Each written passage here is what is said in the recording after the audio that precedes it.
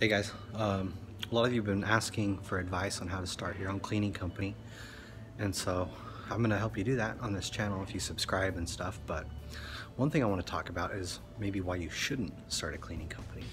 So let's go sit down over here in this conference room, and I'll tell you about why I don't think you should.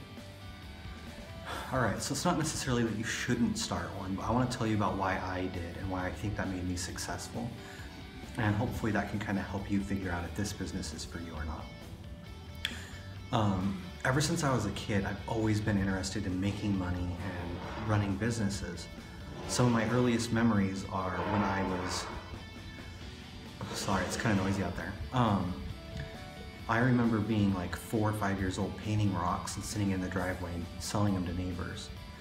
And then I remember picking apples off the apple trees in my yard and in my friends' yards, and we would go door to door selling apples in the summer at like 8 years old. And when I was 12, I got a paper route, and then as soon as I turned 16, I got my job at McDonald's. And I've always just been interested in independence and freedom and money and business and all that stuff. And then when I got into my 20s and I was trying to figure out, what direction I want to go in life, I knew that I probably just wanted to be a business owner. Like, it's just something that's always been a part of me, and I didn't know how to do it. And so I made I talked to you about how I made a list and picked out which business I wanted to choose, but part of the reason I chose the cleaning industry is because it just seemed like there was a low barrier to entry and it's something I could do.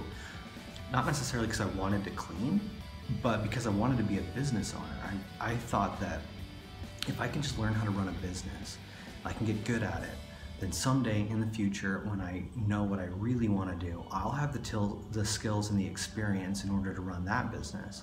So it was kind of like a stepping stone for me. And I think that's what helped me become semi-successful. If you could call me successful, that's why, is because I'm doing it for the love of business, not necessarily because I love cleaning. And so I get a lot of people that ask me for advice on how to start cleaning companies and all that, and I think it's because they see my lifestyle, they see the car that I drive or the house that I live in, and some other nice things that go along with being independent and owning a business, and that's what they want. And so they want to get into the cleaning business, not knowing that that's not why I got into this business. Because it's very difficult. If you don't love what you're doing, it's going to be hard to pick yourself up after all your failures, and it's going to be hard to keep going.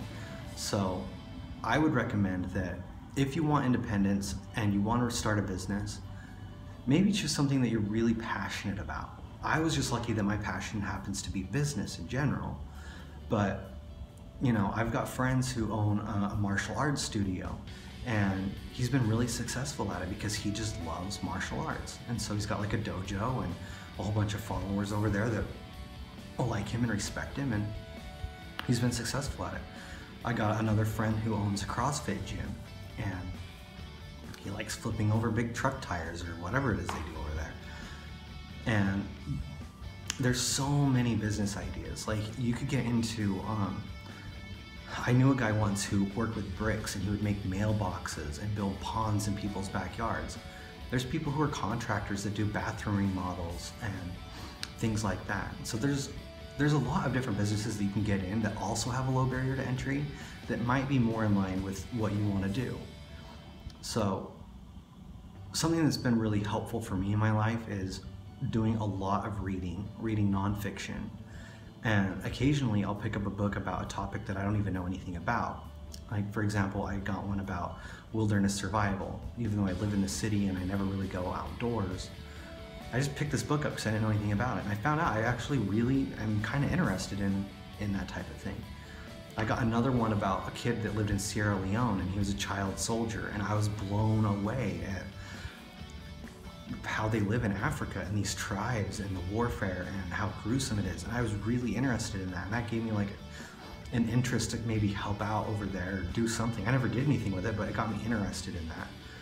One time I got a book on like farming, And this guy started a farm up in Seattle and moved out in the middle of nowhere and just started growing all of his own fruits and vegetables and had like animals, and he would sell that to his neighbors. And it was just like a biography about some unknown guy. No one really, like, he's not like a famous guy, he's just some guy that started a farm. And I was like, damn, maybe I want to live on a farm someday. So what I'm saying is, like, if you don't know what you're interested in now, picking up books about random stuff and just diving into it, that's a good way to learn about the world. Like, if you're young, you don't have a lot of experience in like your family and your group of friends and where you went to school, so you need to kind of expand your mind. And I did a lot of that through reading, and now I know who I am more so. So like, if I were to start a different business, I have a couple of ideas that are more in line with who I am. So I'm not saying don't start a cleaning business. They're great, and there's plenty of buildings out there for all of us to clean. But just know it's not as easy as buying a mop bucket and getting started.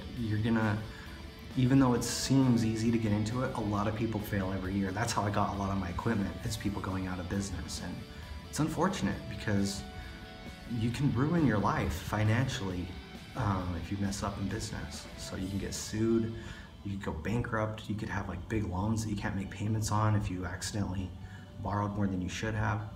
So just know you can fail at something that you don't want to. That's like a meme that you always see. You can fail at something you don't want, so go after something you do.